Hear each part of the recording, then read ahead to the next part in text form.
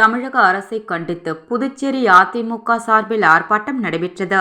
அண்ணா பல்கலைக்கழக மாணவி பலாத்கார சம்பவத்தில் பாஜகவுடன் கள்ள கூட்டணி அமைத்துக் கொண்டு பிரச்சனையை திசை திருப்பும் நாடகத்தை நடத்தும் தமிழக விடியா திமுக அரசை கண்டித்தும், கழக பொதுச் செயலாளரை பற்றியும் அதிமுகவை பற்றியும் விமர்சனம் செய்வதை கண்டித்தும் புதுச்சேரி மாநில அதிமுக சார்பில் மாபெரும் கண்டன ஆர்ப்பாட்டம் அண்ணா சிலை பழைய பேருந்து நிலையம் அருகில் நடைபெற்றது.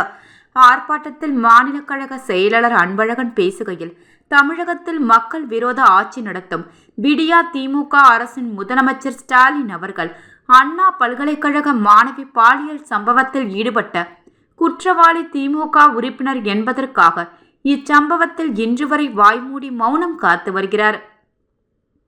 இது ஒட்டுமொத்த தமிழகத்தையும் அவமதிக்கும் செயலாகும்.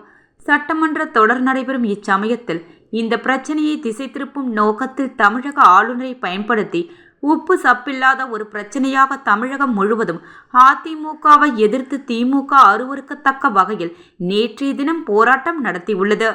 மத்தியில் பிஜேபி ஆட்சியில் இருக்கும் பிஜேபியுடன் ஒட்டும் இல்லை, புறவும் இல்லை என ஆன்மீகத்தனமாக கூட்டணி இல்லை என்று அறிவித்து இன்று வரை பிஜேபியுடன் எந்த ஒரு உறவும் இல்லாமல் நம் கழக பொது செயலாளரின் செயல்பாடு உள்ளது. ஒருபுறம் தமிழகத்தில் பிஜேபி விமர்சனம் செய்து கொண்டே மறுபுறம் தனது புதல்வர் உள்ளிட்ட குடும்ப உறுப்பினர்களை டெல்லிக்கு சென்று பிரதமர், உள்துறை அமைச்சர், பாதுகாப்புத்துறை அமைச்சர் ஆகியோர்களை பல்வேறு விழாக்களுக்கு இங்கு அழைத்து வந்து உள்ளுக்குள் சமரசத்தை ஏற்படுத்திக் கொள்வது திமுகவின் பாஜக ஆதரவின் இரட்டை வேடத்தின் சான்றாகும். தற்போது கூட தமிழகத்தில் மூத்த அமைச்சர் துரைமுருகன் அவர்களின் முறைகேடுகள் சம்பந்தமாக அமலாக்கத்துறையின் சோதனையை தடுத்து நிறுத்த துரைமுருகன் டெல்லிக்கு சென்றது ஏன்? டெல்லிக்கு சென்று அவர் யாரை சந்தித்து பேசினார் என்பது தெரியவில்லை.